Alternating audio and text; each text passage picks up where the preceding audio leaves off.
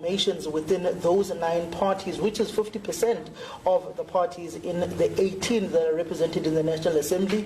9 of those are in the government of national unity, and with 7 of those within the executive of the country. As you saw, other political formations like Rise Mzansi taking the position of Scopa chairperson through its president, Songezo Ziba. I'm going to bring in the Secretary General of the party of the ANC. That would be Fikile Mbalula, who is largely the one who is the custodian of the National Assembly as the Secretary General of the ANC at Luthuli House. Mr. Mbalula, rather interesting composition of chairpersons of portfolio committees. How did those particular negotiations come about, knowing that Helen Ziller had said that they are having issues, and you being a stumbling block as Luthuli House when it comes to the chairpersons of portfolio committees in Parliament?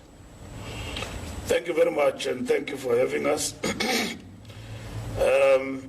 We have agreed on a model of GNU with characteristics of confidence and supply, which means that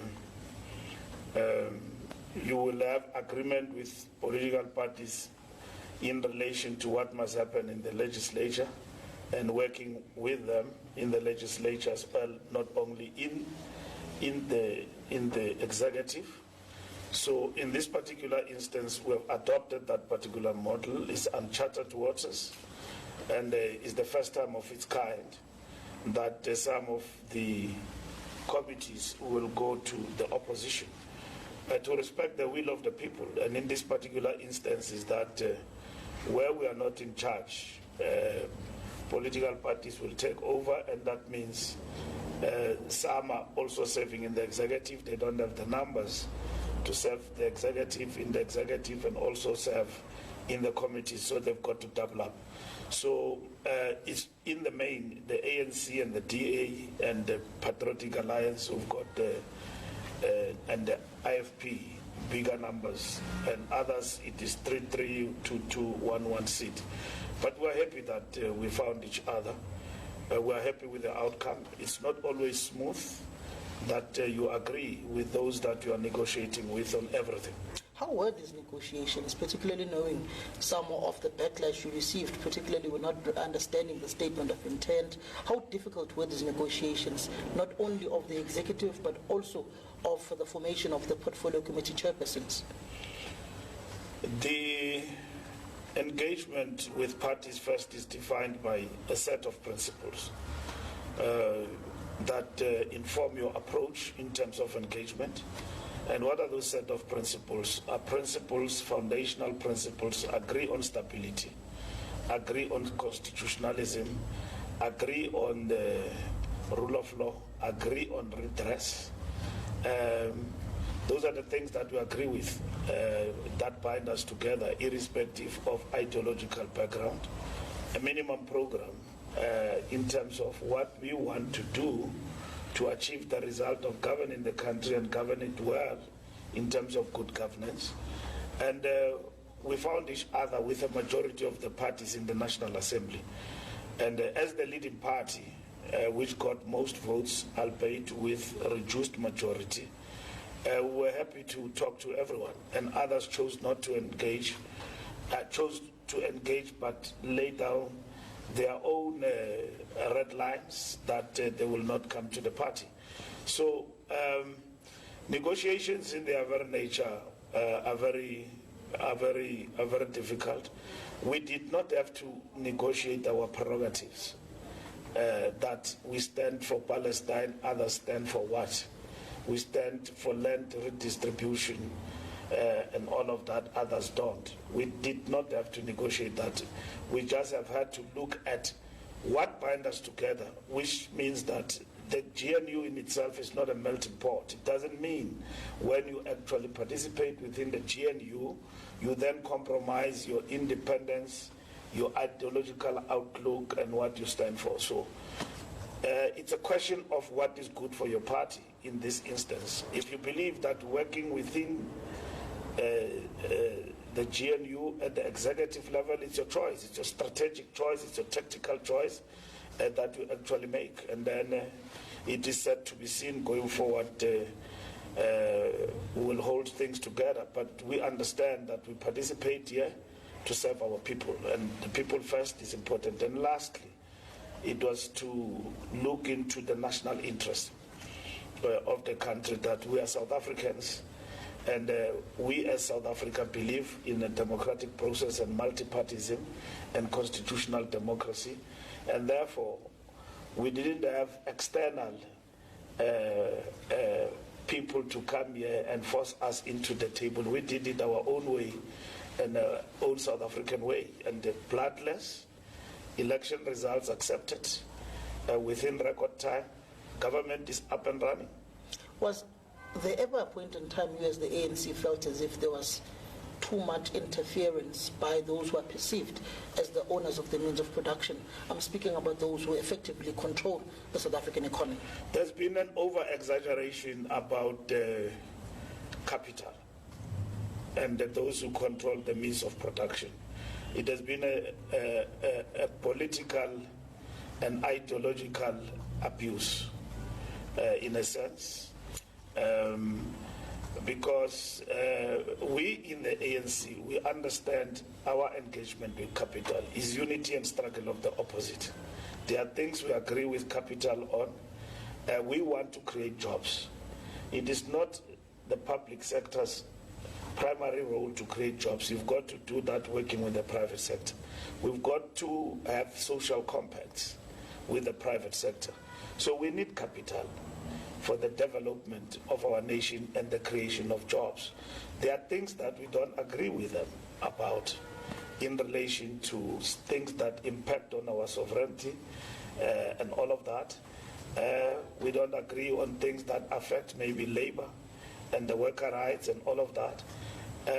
So ours is unity and struggle of the opposite. So the over-ideological perspective that changes us into a communist party or a socialist party is incorrect when it comes to the ANC. It's correct for those who believe that they are anti-capital and they believe in the destruction of capital for the creation of a socialist republic. We've got them right in the ANC alliance broader, which is the Communist Party. So when the Communist Party expresses its own perspective and ideological view in relation to what must happen to capital, it doesn't shock us. We've got shock absorbers over time in relation to those matters. And then for all other political parties, we believe that let us not just confine ourselves into hollow ideological perspectives that are not sustainable, whereas the people have spoken, and they've spoken in the manner in which they have, and they did not give us outright majority, all of us. So we needed to come to the table and talk about what needs to happen for this great nation of ours. But why choose to work with the Democratic Alliance as opposed to a party that you are of the same ideological inclination, which is the former youth league leaders and now leading the economic freedom fighters? Why not work with the EFF but choose to form a broader government of national unity when you and the EFF and the MK party combined have over 66% that is needed to amend the constitution, for instance, to change section 25 of the constitution, which is a resolution of your own conference? If the EFF still want to work with the ANC in relation to certain issues in terms of the National Assembly, we are ready to amend and to engage on. Let's not confine ourselves to a corner in which we simply define one model. We have looked at 5 models as the ANC before we arrived at this decision. First was a grand coalition, one party with many parties you work with, and then the second was a minority government with elements of supply and confidence. You create minority government, you agree with other parties to work in the legislatures in terms of them holding sway and accountability to the governing minority government in the legislatures. That is the second. And then the third is GNU, which is a government of national unity. You bring all parties and then you form government. and then you define that formation of government through a statement of intent, and the other one is to rerun the election. After 14 days, you don't agree, you go back. And the last one is to be backbenching. We would have been the biggest opposition party in the world if we chose to go back to the benches, because 6 million people said, we don't want you in the backbenches, we want you to govern. And then if you can't find each other in terms of governing, you've got an option to rerun. Unfortunately, we found each other. Now, it would have been an easy thing that you can work with all these parties that you talk about. We came with these models, and then we eliminated and came with the GNU. Those parties then said they don't want to participate in the GNU, and then that is it. So we have to move on, because that is our position. So it's not a question of one party, absorbing another and all of that. It's a question of coming together of political parties to form government and run government. It has happened before in our country. It's a new model which is happening outside the model of the transitional constitution. But it is the political will of political parties to come together and work together for the people's interest, not narrowly serving, your own party and so on, and leave all others outside. So we don't do that. So we chose this path, and we believe this path will work for South Africa. Why didn't you choose a rerun, particularly knowing that you had been hammered in a province like KwaZulu-Natal, which ultimately is the main reason you've dipped under 50%? Because if there was no MK party, you would arguably be sitting at 52, 53%, because 14% of your votes went to this particular formation that was formed about 3 months before an election. Yes, it is like an easy decision to make about let's just go to a rerun, and then we're back to the trenches and then fighting on. There's no guarantee that from where you have dipped, you will not dip further. Equally, there is no guarantee that you could do better and even do better than where you were. So both sides of the coin could actually mean a disaster for you. So when you look at models, you don't only look at models and scenarios, you look at risks. So each one of them carried risks.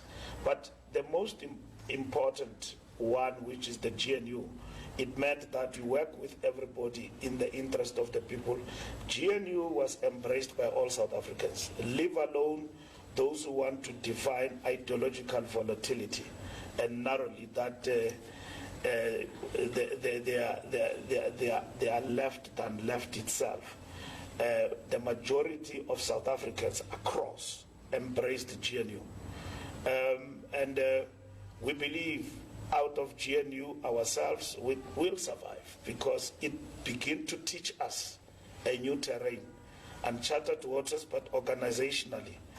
It begins to communicate a message that power is not permanent, and therefore it's not a given. You work for it. If you are a revolutionary party, remain a revolutionary party with all the ingredients of a revolutionary party. Don't become a fly-by-night and think that it is a given that people will vote for you all the material times.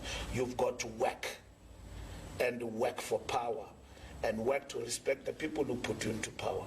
And the ANC will survive, because the ANC is a revolutionary party. And for all what it stands for, it has learned better from local government elections, 46% to 40%. Now that we are now on the doorstep, we don't have to change the gear.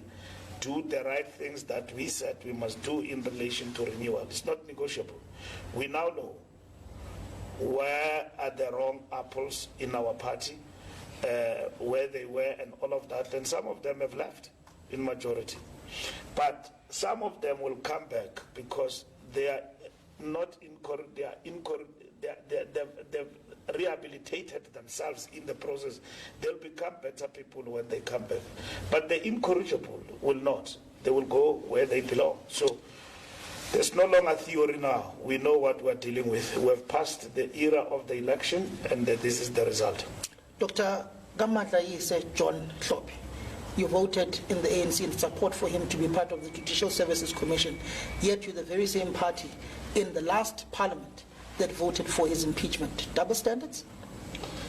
I wouldn't say that those are double standards with regard to Judge Hlophe. The ANC holds no brief for Hlophe, Dr. Hlophe, first and foremost, and or any member of any other party. And the discontent about John Hlophe's nomination is valid. And the ANC position on the JSC discussion in the House was not to say there is no basis. There is no basis for consent. If we were to vote, we will vote for him to go out, but there was no vote and there was no division. What our chief whip said in word was to say that the rules in terms of eligibility of a member to stand are moot when it comes to an individual who's impeached. And that is why we talk about Section 47. That must then be looked at in terms of addressing that question, because where the rules are now are simply addressing the insolvency of an individual. But it doesn't say that if you are somewhere, you have exercised this particular part, you have played this part, and therefore you cannot be part on this other side.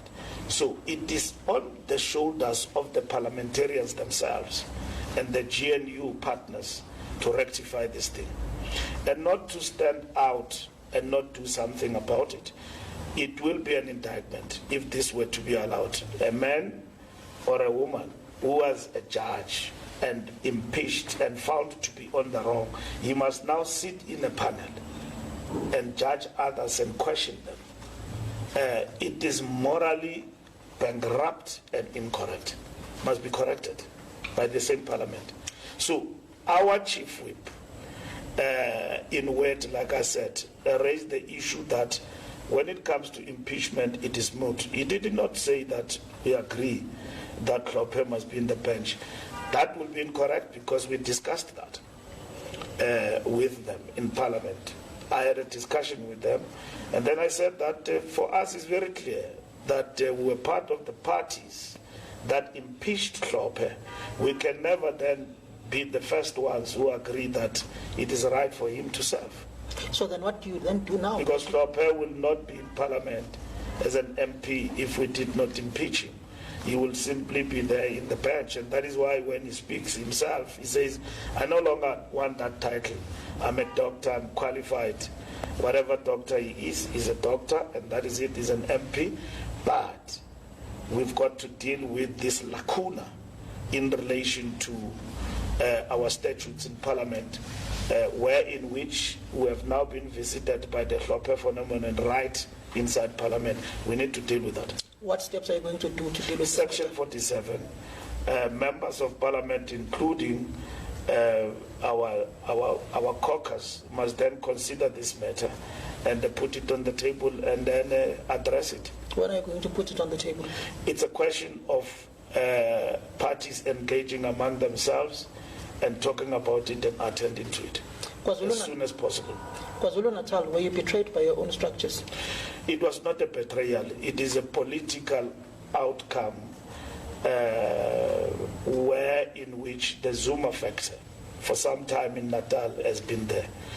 And Zuma chose this moment knowing very well that in the body politic of KZN there is a void.